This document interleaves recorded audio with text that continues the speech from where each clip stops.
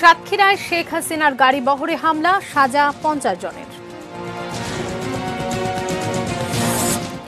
কৃষি গবেষণার সবচেয়ে বেশি গুরুত্ব পাচ্ছে বললেন প্রধানমন্ত্রী। টিকার জন্য 1.5 লাখ মানুষের নিবন্ধন।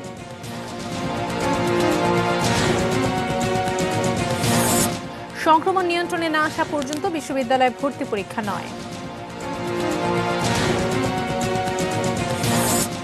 মিরাজের সেঞ্চুরিতে চট্টগ্রাম টেস্টের রানের পাহাড় বাংলাদেশের।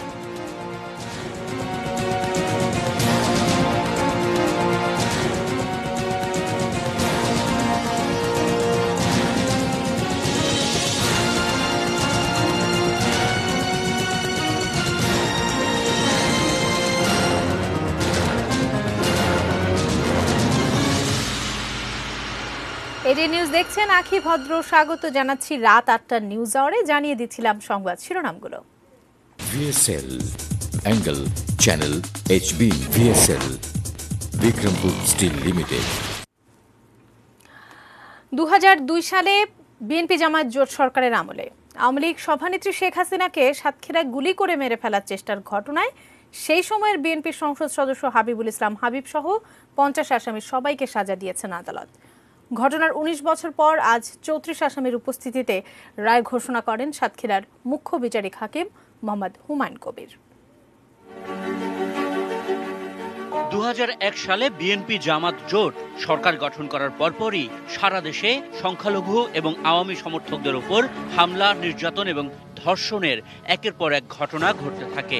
6টা বাড়ি পিঠে দেওয়ার পরে পড়ে গেছে। পড়ে যাওয়ার পর হাত থেকে চাউলের ব্যাগ আগে পড়ে গেছে। আমি চিৎকার করছি, আমাদের মাছ ধরতেছে।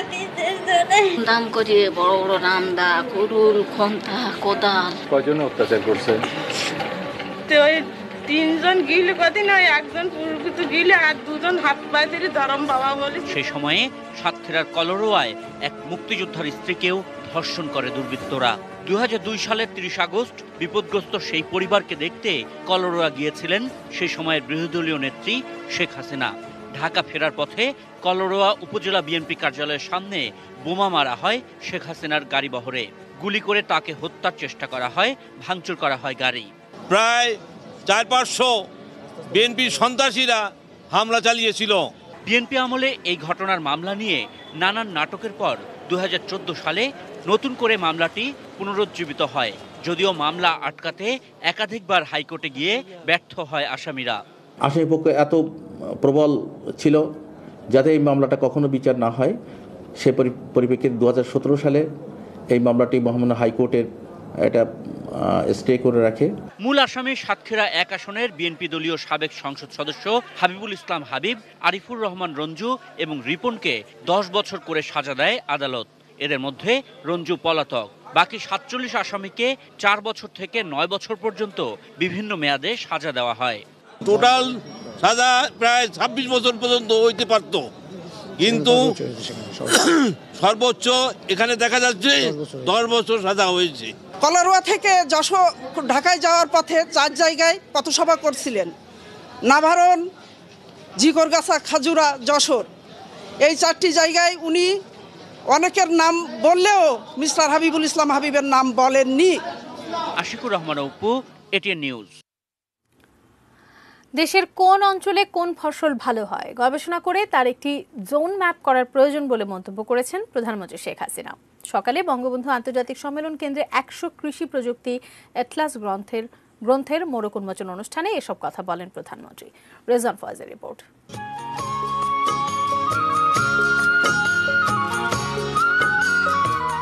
বাংলাদেশের খাদ্য নিরাপত্তা নিশ্চিত করাকে অগ্রাধিকার তালিকার একেবারে উপরের দিকে রেখেছেন প্রধানমন্ত্রী শেখ হাসিনা, আর সেজন্যই কৃষি গবেষণা কার্যক্রমকে বরাবরই গুরুত্ব দিয়েছে সরকার।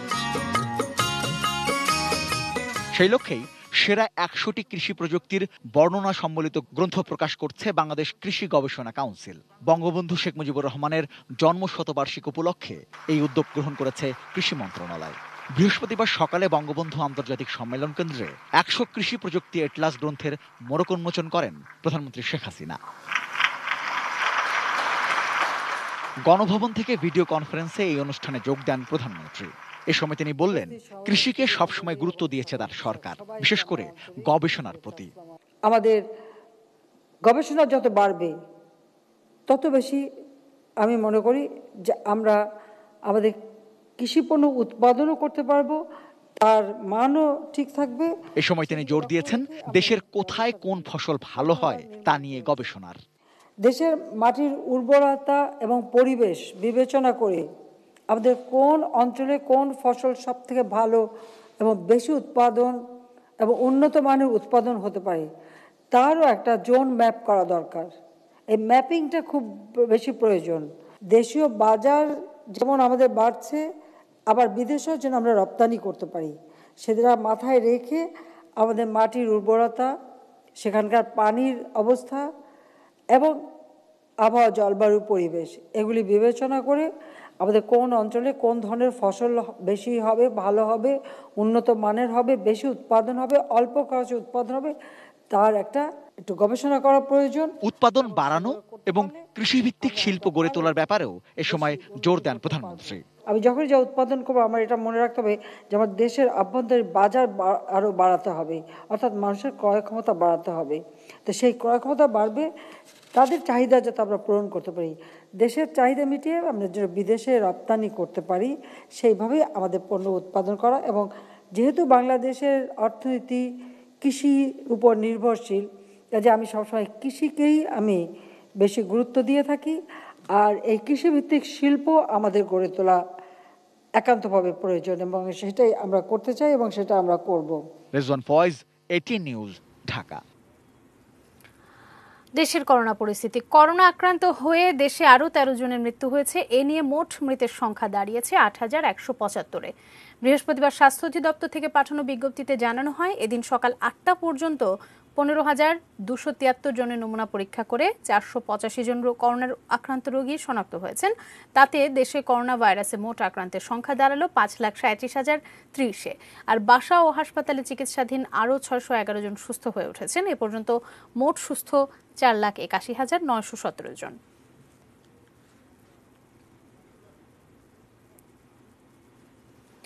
গুজব ও বিভ্রান্তি কাটিয়ে এরই মধ্যে টিকার জন্য নাম নিবন্ধন করেছেন 1.5 লাখ মানুষ। স্বাস্থ্যমন্ত্রী জাহিদ মালিক এই তথ্যের সঙ্গে আরও জানালেন, এপ্রিল মেতেই আরও 6 থেকে 6.5 কোটি টিকা এসে পৌঁছবে। জাতীয় ক্যান্সার গবেষণা ইনস্টিটিউট ও হাসপাতালে বিশ্ব ক্যান্সার দিবসের আলোচনায় যোগ দিয়ে এসব কথা বলেন তিনি। 1.5 লক্ষ লোক অলরেডি নিবন্ধিত হয়েছে এবং প্রতি ঘন্টায় এখন অনেক বাড়ছে এবং আমরা 7 তারিখে আমরা সারা বাংলাদেশে কার্যক্রম শুরু করব একযোগে। অর্থাৎ দিনে দিনে মানুষের মাঝে টিকার প্রতি আগ্রহ বাড়ছে এবং টিকা পেতে সমস্যায় পড়তে হবে না।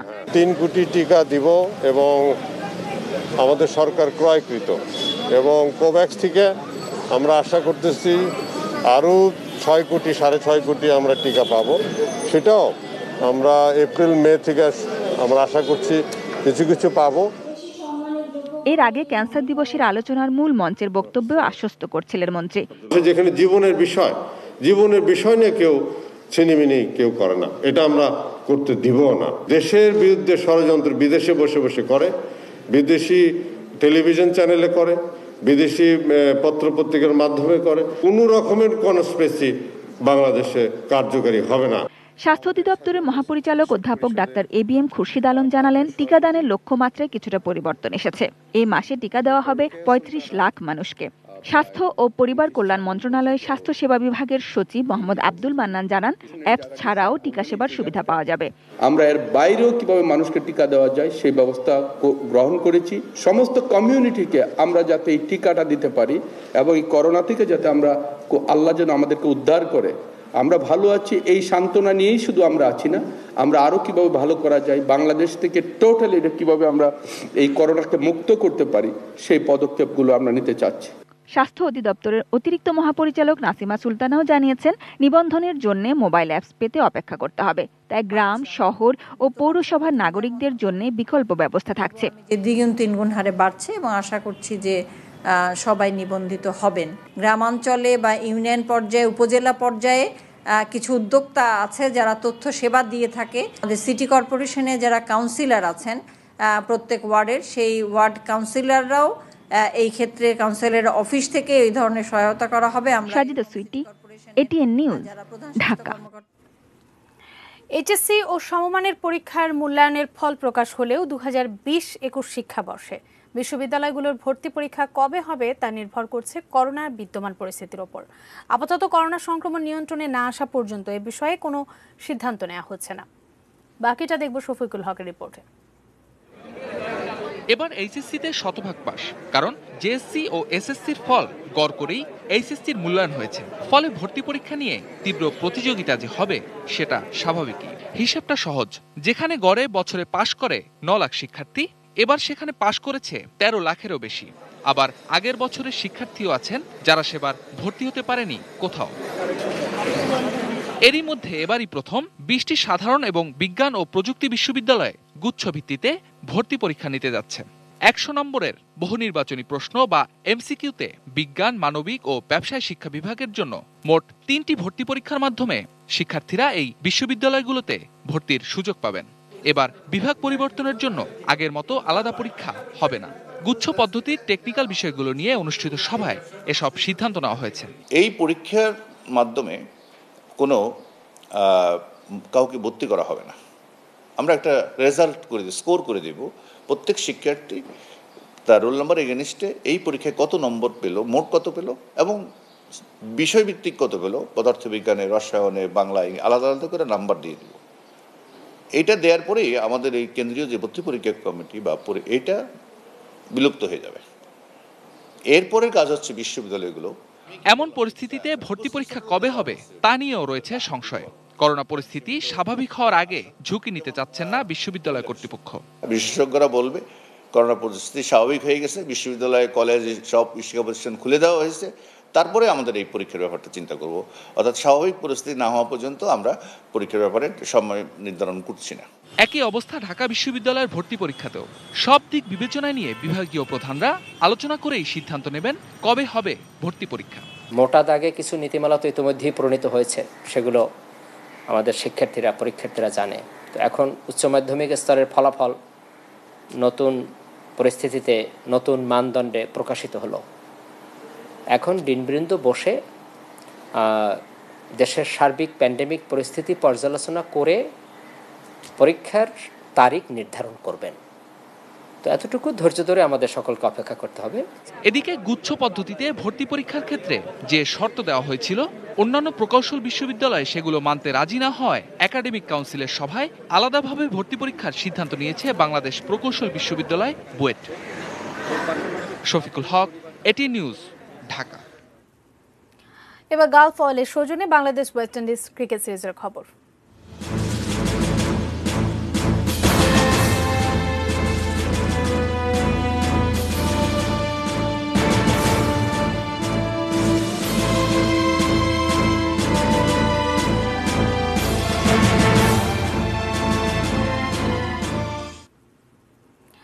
ক্যারিয়ারের প্রথম সেঞ্চুরি মেহেদী হাসান মিরাজের, আর তাতেই চট্টগ্রামে বঙ্গবন্ধু টেস্টের দ্বিতীয় দিনে রানের পাহাড়ে চাপা পড়েছে উইন্ডিজ।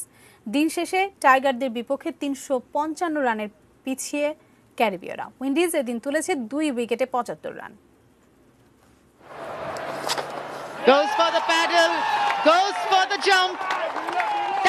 এই উদযাপনে দিনটি মেহেদী হাসান মিরাজের ডায়েরিতে বিশেষ হয়ে থাকলো। স্বপ্নে দেখা, অনেক দামে কেনা যেন একটি দিন। সাগরিকায় এই মুহূর্তটি মেহেদী মিরাজ হয়তো কখনোই ভুলবেন না, কারণ এটি যে টেস্টে তার প্রথম সেঞ্চুরি। সকালে সূর্য কি সবসময় সারাদিনে সঠিক পূর্বাভাস দেয়? চট্টগ্রাম টেস্টের দ্বিতীয় দিনে শুরু দেখে সন্দেহ হতেই পারে যে কারো। স্কোরবোর্ডে এদিন 6 রান উঠতে না উঠতেই সাজঘরে ফিরে যান লিটন। তার ব্যাট থেকে আসে 38 রান।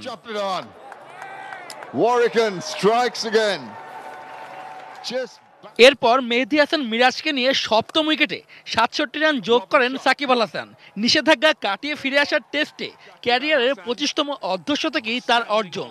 সুপার সাকিব মাঠ ছাড়েন 68 রান করে। There we go again. Failing to convert first wicket in the test match for Rakim. Shakib ফিরে গেলেও মিরাজই হাল ধরেন। তাইজুল এবং নাইমের সঙ্গে পার্টনারশিপে দলের খাতায় রান বাড়ান একটু একটু করে। তাইজুল 18 এবং নাইম 24 রানে প্যাভিলিয়নে ফেরেন। তখনও এক প্রান্তে অবিচল মিরাজ, বন্ধু মুস্তাফিজকে নন স্ট্রাইকে রেখে তুলে নিলেন ক্যারিয়ারের প্রথম সেঞ্চুরি। শেষ ব্যাটসম্যান হিসেবে আউট হন ব্যক্তিগত 103 রানে। স্কোরবোর্ডে ততক্ষণে জমা পড়েছে 430 রান। উইন্ডিজের জোমেল ওয়ারিকান 4 ও রাকিম কর্নওয়াল নেন 2 উইকেট। পাহাড় সমান লক্ষ্যে ব্যাট করতে নেমে মুস্তাফিজে আবদ্ধ ক্যারিবীয়রা। তার পেসে পরাস্ত হয়ে 24 রানেই নেই সফরকারীদের 2 উইকেট। ক্যাম্বেল ও মোসেলেইকে তুলে নেন দাফিজ। তৃতীয় উইকেটে সফরকারীদের কিছুটা ঘুরে দাঁড়ানোর চেষ্টা। অধিনায়ক ব্রাথওয়েট ও এনক্রুমা বোনার মিলে তোলেন 51 রান। ব্রাথওয়েট 49 ও বোনার 17 রান নিয়ে তৃতীয় দিনের খেলা শুরু করবেন। সফরকারীদের সংগ্রহ 2 উইকেটে 75। Shuvo Debnath, sports desk, ATN news. বাজেটের বিরতি নিচ্ছি, এরপর জানিয়ে ফিরছি। অভিজিৎ হত্যা মামলার রায় 16 ফেব্রুয়ারি।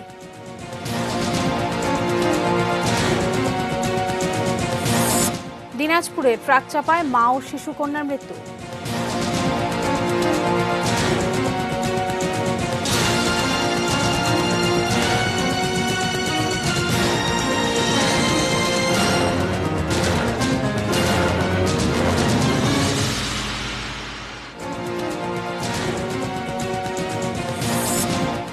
সাতক্ষীরায় শেখ হাসিনার গাড়ি বহরে হামলা, সাজা 50 জনের। কৃষি গবেষণা সবচেয়ে বেশি গুরুত্ব পাচ্ছে বললেন প্রধানমন্ত্রী। টিকার জন্য 1.5 লাখ মানুষের নিবন্ধন।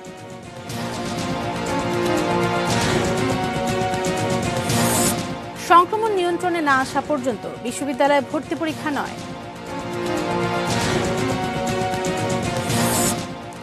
মিরাজের সেঞ্চুরিতে চট্টগ্রাম টেস্টে রানের পাহাড় বাংলাদেশের।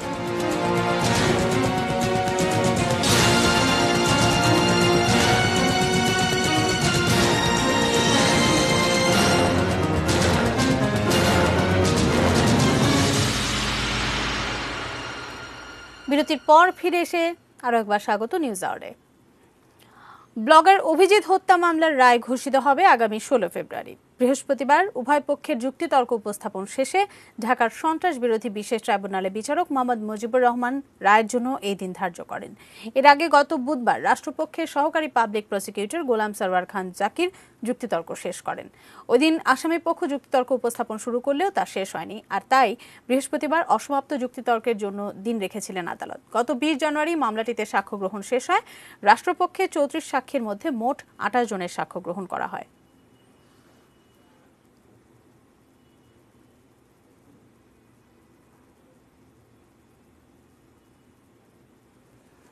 সম্প্রতি আল জাজিরা টেলিভিশনে প্রচারিত all the prime ministers man নামের প্রতিবেদনকে ষড়যন্ত্রমূলক আখ্যা দিয়ে এর প্রতিবাদে মানববন্ধন করেছে মুক্তিযুদ্ধ মঞ্চ। বৃহস্পতিবার দুপুরে ঢাকা বিশ্ববিদ্যালয়ের রাজু ভাস্কর্যের সামনে এই কর্মসূচি পালন করে সংগঠনটি। এ সময় বক্তারা জানান, আল জাজিরার এই প্রতিবেদনটি সম্পূর্ণ মিথ্যা, বানোয়াট ও উদ্দেশ্য প্রণোদিত। এটি প্রকাশের জন্য টেলিভিশনটিকে ক্ষমা চাওয়ার পাশাপাশি দেশে এর সম্প্রচার বন্ধের দাবি জানান সংগঠনটির নেতাকর্মীরা। মানববন্ধন শেষে ডেভিড বার্গম্যানের কুশপুত্তলি ও আল জাজিরার পোস্টারে আগুন দেয় সংগঠনটি।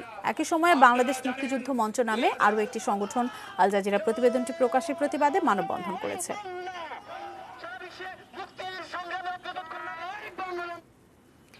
বিএনপির অগণতান্ত্রিক আচরণ এবং ষড়যন্ত্রের রাজনীতি দেশে গণতন্ত্র বিকাশে প্রধান বাধা বলে মন্তব্য করেছেন আওয়ামী লীগের সাধারণ সম্পাদক ওবায়দুল কাদের। বিদেশে এখনও গণতন্ত্র ও উন্নয়ন বিরোধী অপশক্তি সক্রিয়। এই অপশক্তি মোকাবেলায় শেখ হাসিনার হাতকে শক্তিশালী করতে সবাইকে ঐক্যবদ্ধ থাকার আহ্বান জানান তিনি। সকালে নিজ বাসভবনে নিয়মিত ব্রিফিংয়ে এসব কথা বলেন ওবায়দুল কাদের। সরকার নাকি দেশকে বিরোধী দল শূন্য করতে চায়। প্রকৃতপক্ষে জনগণ বিএনপিকে একটি দায়িত্বশীল ও শক্তিশালী গঠনমূলক বিরোধী দল হিসাবে দেখতে চায়।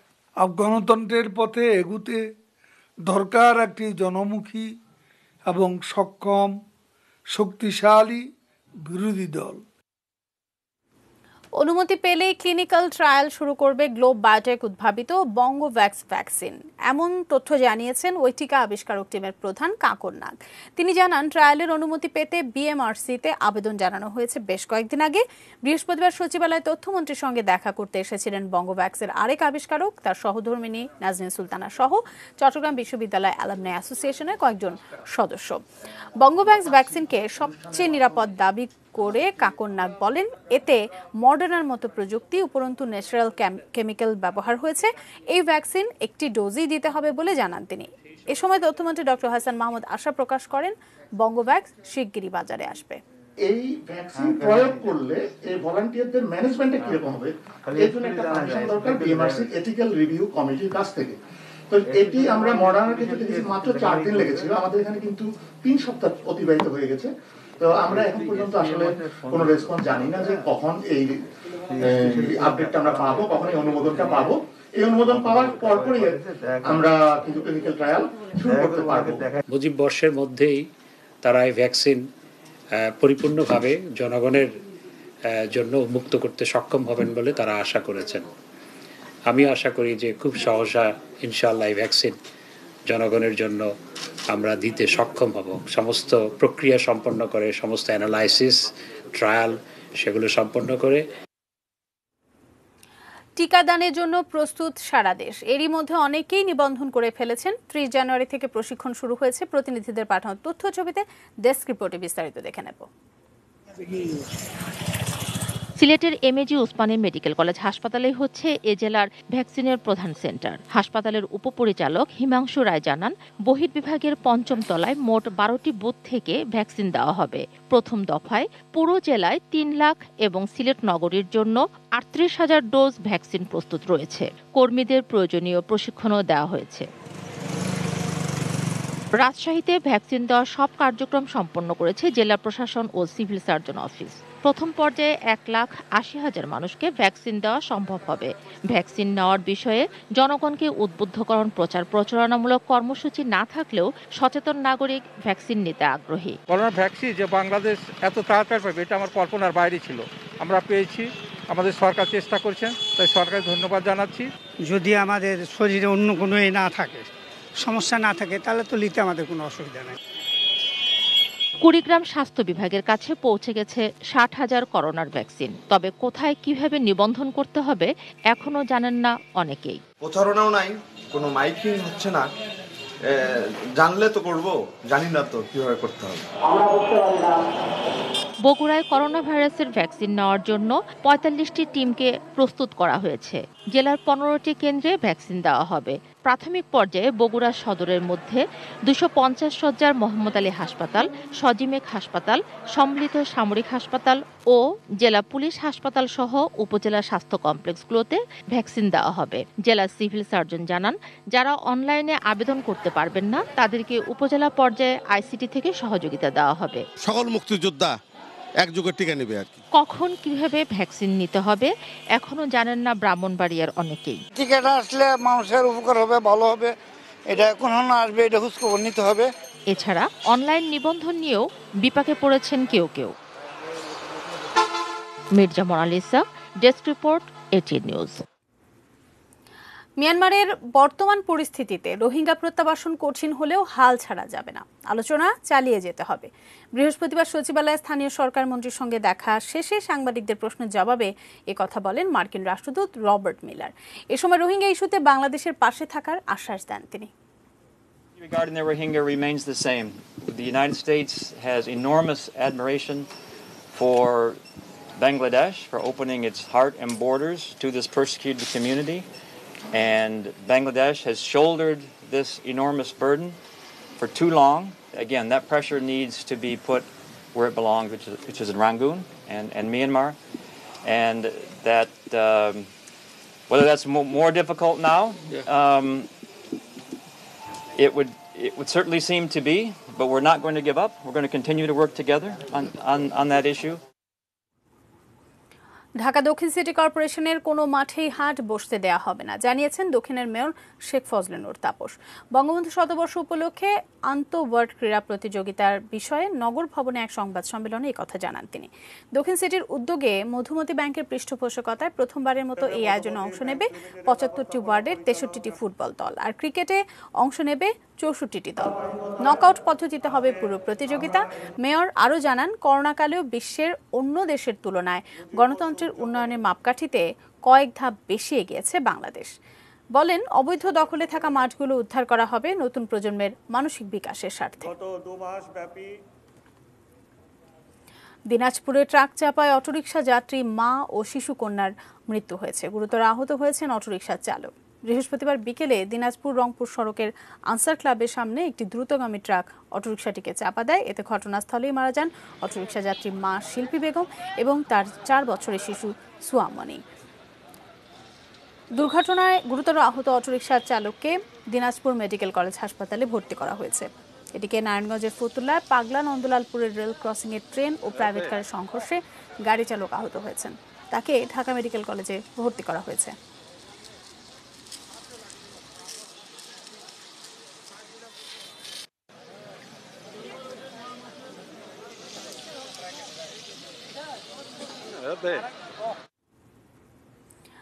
বিশ্বের অন্যান্য দেশের মতো বাংলাদেশেও পালিত হচ্ছে বিশ্ব ক্যান্সার দিবস। আর এবছরের প্রতিপাদ্য ক্যান্সারের বিরুদ্ধে আমরা আছি, থাকব। দিবসটি উপলক্ষে ঔষধ প্রস্তুতকারী প্রতিষ্ঠান বিকন ফার্মাসিউটিক্যালস লিমিটেড রাজধানী সহ সারা দেশে নানা কর্মসূচির মাধ্যমে সচেতনতার কাজ করেছে। বিশ্ব ক্যান্সার দিবসে আলোচনা সভার আয়োজন করা হয় বঙ্গবন্ধু শেখ মুজিব মেডিকেল বিশ্ববিদ্যালয়ে। মানুষকে সচেতন করা গেলে দেশে ক্যান্সার রোগীর সংখ্যা 1/3 কমিয়ে আনা সম্ভব বলে মত দেন চিকিৎসকরা। পরে রোগীদের মধ্যে বিতরণ করা হয় খাবার ও উপহার সামগ্রী। প্রাথমিক পর্যায়ে যদি আপনি শনাক্ত করতে পারেন, তো শনাক্ত করলে তার 80% ক্যান্সার আজকাল কিওরেবল আর কি। এমনকি কিছু কিছু ক্যান্সার আছে যেটা আমরা 100% আমরা সেটা কিওরেবল করি, কারণ এখন কিন্তু শুধুমাত্র কেমোথেরাপির মধ্যে সবকিছু সীমাবদ্ধ নাই। দিবসটিতে শোভাযাত্রা হয়েছে রাজধানীর শহীদ সোহরাওয়ার্দী মেডিকেল কলেজ হাসপাতালে। খাদ্যাভ্যাস পরিবর্তন এবং শৃঙ্খলিত জীবনযাপনে দুরারোগ্য এই ব্যাধি প্রতিরোধের আহ্বান জানান বিশেষজ্ঞরা। ফ্যাটি ডায়েট কম খাই, প্রতিদিন শাকসবজি ফলমূল বেশি করে খাই, তারপরে আর্লি ম্যারেজ যদি অ্যাভয়েড করি, এইগুলো অ্যাভয়েড করলে ক্যান্সারের সম্ভাবনা 3 ভাগে 2 ভাগ কমে যায়। করোনাকালে কিভাবে ক্যান্সার চিকিৎসাকে আমরা এগিয়ে নিয়ে যাচ্ছি এবং কি কি লিমিটেশন আছে আমাদের, সেগুলো নিয়েও আলোচনা করা হবে। সো বিকন ফার্মাসিউটিক্যালস এইসব বিষয়ে সবসময় সাথে ছিল, সাথে আছে এবং সাথে থাকবে। গাজীপুরের শেখ ফজিলাতুন্নেসা মুজিব বিশেষায়িত হাসপাতালেও ক্যান্সার দিবসের শোভাযাত্রা ও আলোচনা সভা হয়েছে। রাজশাহী মেডিকেল কলেজে শোভাযাত্রা এবং মাল্টিমিডিয়ার মাধ্যমে সচেতনতামূলক প্রদর্শনী ও লিফলেট বিতরণ করা হয়। চট্টগ্রাম মেডিকেল কলেজ হাসপাতালেও হয় শোভাযাত্রা। হাসপাতালের ক্যান্সার বিভাগের প্রধান ডাক্তার সাজ্জাদ মোহাম্মদ ইউসুফের সভাপতিত্বে সভা অনুষ্ঠিত হয়। এতে প্রধান অতিথি ছিলেন হাসপাতালের director brigadier general Humayun Kabir. আমাদের এই দাতা পরিবেশ সবাই শোভাযাত্রা ও আলোচনা সভা করে কুমিল্লা মেডিকেল কলেজ হাসপাতালের রেডিওথেরাপি বিভাগ। এতে প্রধান অতিথি ছিলেন কুমিল্লা মেডিকেল কলেজের অধ্যক্ষ ডাক্তার মোস্তফা কামাল আজাদ এবং বিশেষ অতিথি পরিচালক ডাক্তার মোহাম্মদ মহিউদ্দিন। প্রতিবছর ক্যান্সার দিবসে আলোচনা সভা, সেমিনার সহ অন্য আয়োজন থাকলেও সচেতনতার উপরে গুরুত্ব দেওয়ার কথা বলেন সিলেট ওসমানী মেডিকেল কলেজের চিকিৎসকরা। এর উদ্দেশ্য হচ্ছে সচেতনতা এবং শিক্ষার প্রসারের মাধ্যমে লক্ষ লক্ষ মানুষকে প্রতিরোধ মৃত্যুর হাত থেকে রক্ষা করা। শোভাযাত্রার পর বরিশাল শেরেবাংলা মেডিকেল কলেজ হাসপাতালে আলোচনা সভায় রেডিওথেরাপি বিভাগের সহকারী অধ্যাপক ডাক্তার মইনুল ইসলাম এবং বিকন ফার্মাসিউটিক্যালস লিমিটেডের দক্ষিণ জোনের এরিয়া ম্যানেজার রায়হানুল হক সহ চিকিৎসক ও নার্সরা অংশ নেন। জিনিয়া ইসলাম, ডেস্ক রিপোর্ট, এটিএন নিউজ।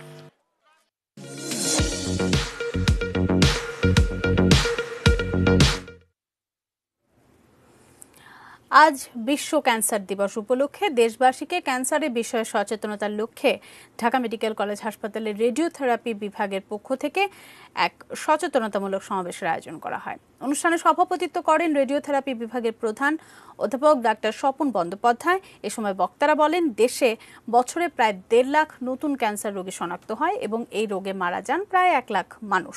তাই ক্যান্সারের বিরুদ্ধে সচেতনতার উপর বেশি গুরুত্ব দেন তারা। অনুষ্ঠানে আরও উপস্থিত ছিলেন ঢাকা মেডিকেল কলেজ হাসপাতালের অধ্যক্ষ অধ্যাপক ডাক্তার মোহাম্মদ টিটু মিয়া, হাসপাতালের পরিচালক ব্রিগেডিয়ার জেনারেল মোহাম্মদ নাজমুল হক, রেডিওথেরাপি বিভাগের সহযোগী অধ্যাপক ডাক্তার আলিয়া শাহনাজ, সহযোগী অধ্যাপক ডাক্তার রাকিবউদ্দিন আহমেদ সহ অনেকে। একটি শোক সংবাদ। নটরডেম কলেজের সাবেক অধ্যক্ষ ফাদার জে.এস. পিসাতো আর নেই। বৃহস্পতিবার সকালে রাজধানী রামপুরার মোরেও হাউসে বার্ধক্যজনিত কারণে মৃত্যুবরণ করেন 87 বছর বয়সী কিংবদন্তি তুল্য এই যাজক শিক্ষক। যুক্তরাষ্ট্রের নাগরিক ফাদার পিসাতো ইউনিভার্সিটি অব পোর্টল্যান্ড থেকে ইঞ্জিনিয়ারিং পাশ করে বেছে নেন যাজকের জীবন।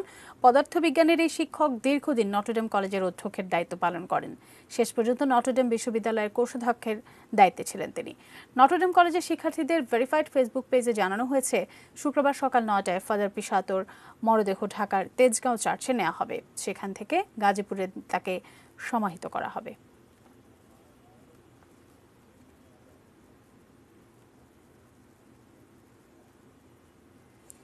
সোশ্যাল ইসলামী ব্যাংক লিমিটেড বাণিজ্য সংবাদ। এবার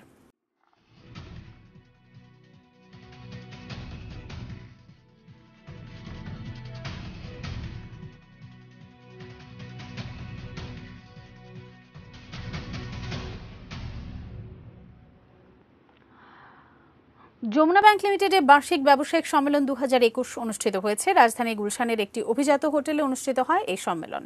প্রধান অতিথি হিসেবে যমুনা ব্যাংক পরিচালনা পর্ষদের চেয়ারম্যান ফজলুর রহমান সম্মেলনের উদ্বোধন করেন। বিশেষ অতিথি ছিলেন যমুনা ব্যাংক ফাউন্ডেশনের চেয়ারম্যান আলহাজ নূর মোহাম্মদ, ব্যাংকের পরিচালক শাহিন মাহমুদ, মোহাম্মদ সিরাজুল ইসলাম ভরসা ও স্বতন্ত্র পরিচালক মোহাম্মদ রফিকুল ইসলাম। সম্মেলনে সভাপতিত্ব করেন যমুনা ব্যাংক লিমিটেডের ব্যবস্থাপনা পরিচালক ও সিইও মির্জা ইলিয়াস উদ্দিন আহমেদ। এ সময় আরও উপস্থিত ছিলেন ব্যাংকের উপব্যবস্থাপনা পরিচালক মোহাম্মদ আব্দুস সালাম, মোহাম্মদ ফজলুর রহমান চৌধুরী, নূর মোহাম্মদ সহ বিভিন্ন শাখার ঊর্ধ্বতন কর্মকর্তারা। মেটাল প্রেজেন্স কৃষি সংবাদ, সুজলা সুফলা।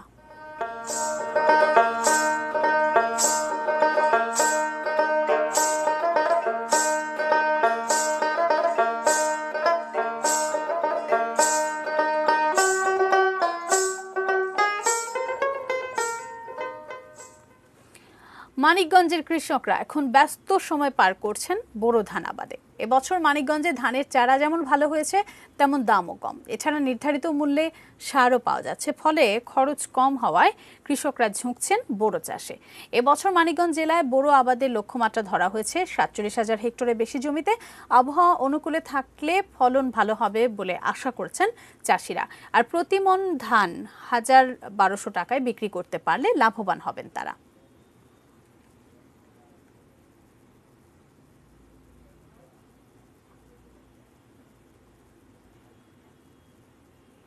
বাইজিস্টের বিরতি নিচ্ছে আবারও, এরপর যা থাকছে।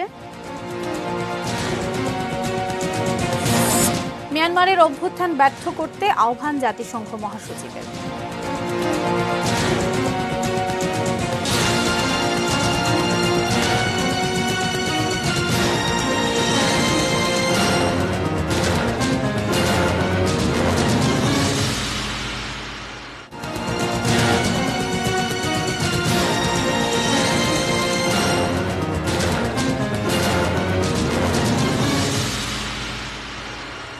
বিরতির পর ফিরে এসে সবাইকে আরো একবার নিউজ আওয়ারে স্বাগত। মিয়ানমারের অভ্যুত্থান ব্যর্থ করার জন্য বিশ্ব সম্প্রদায়ের প্রতি আহ্বান জানিয়েছেন জাতিসংঘ মহাসচিব অ্যান্তোনিও গুতেরেস।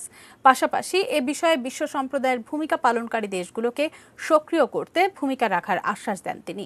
এদিকে ফেসবুক সহ অন্যান্য সামাজিক যোগাযোগ মাধ্যম বন্ধ করে দিয়েছে মিয়ানমারের সেনাবাহিনী। বিস্তারিত ডেস্ক রিপোর্টে দেখব।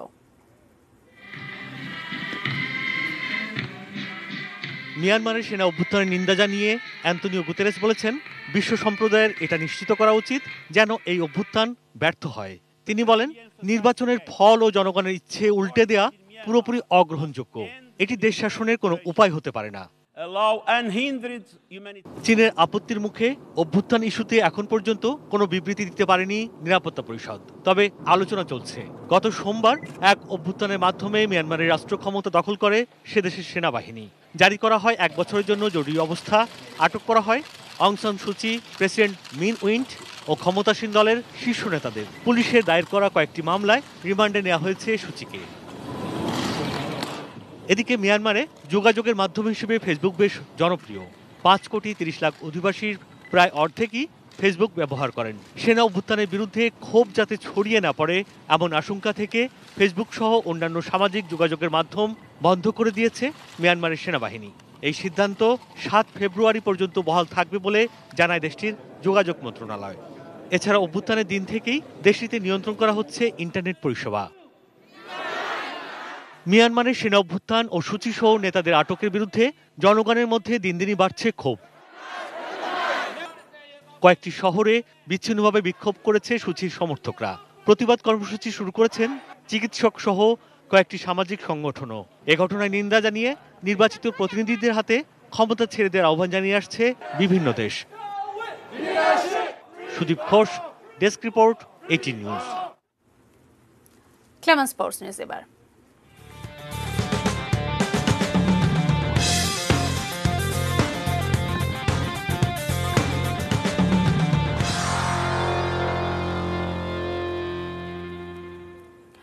করোনার কারণে 1 সপ্তাহ পিছিয়ে গেল নিউজিল্যান্ড বাংলাদেশ মধ্যকার 3 ওয়ানডে এবং সমান সংখ্যক টি20 সময়সূচি।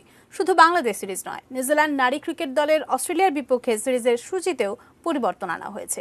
পূর্ব ঘোষিত সূচি থেকে 1 সপ্তাহ পিছিয়েছে সিরিজটি, তবে ম্যাচের ভেন্যু সবই রাখা হয়েছে আগের মতন। প্রয়োজনীয় লজিস্টিক সমস্যার কারণে আনা হয়েছে এমন পরিবর্তন। ওয়ার্ল্ড কাপ সুপার লিগের 3 ওয়ানডে ও 3টি টি20 ম্যাচ খেলতে চলতি মাসের 23 তারিখ নিউজিল্যান্ড সফরে যাবে বাংলাদেশ দল। প্রাথমিকভাবে বাধ্যতামূলক কোয়ারেন্টাইন শেষে অল্প কয়েকদিন অনুশীলনের পর 13 মার্চ থেকে ওয়ানডে সিরিজে খেলা শুরুর কথা ছিল। এখন পরিবর্তিত সূচিতে 20 মার্চ থেকে শুরু হবে ওয়ানডে সিরিজ। বাকি 2 ম্যাচ হবে 23 ও 26 মার্চ। ওয়ানডে সিরিজের ভেন্যুতে কোনো পরিবর্তন আসেনি। টি20 সিরিজের ম্যাচ 3টি হবে 28, 30 মার্চ ও 1 এপ্রিল।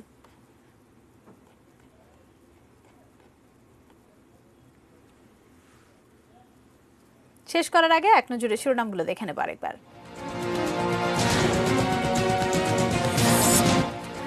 সাতক্ষীরায় শেখ হাসিনার গাড়ি বহরে হামলা, সাজা 50 জনের। কৃষি গবেষণা সবচেয়ে বেশি গুরুত্ব পাচ্ছে বললেন প্রধানমন্ত্রী।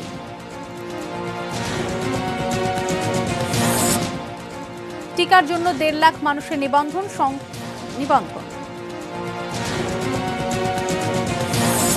সংক্রমণ নিয়ন্ত্রণে না আসা পর্যন্ত বিশ্ববিদ্যালয় ভর্তি পরীক্ষা নয়।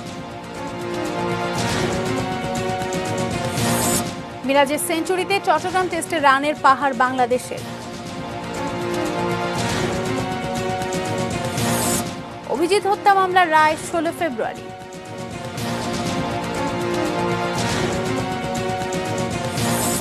দিনাজপুরে ট্রাক চাপায় মা ও শিশু কন্যার মৃত্যু। মিয়ানমারের অভ্যুত্থান ব্যর্থ করতে আহ্বান জাতিসংঘ মহাসচিবের।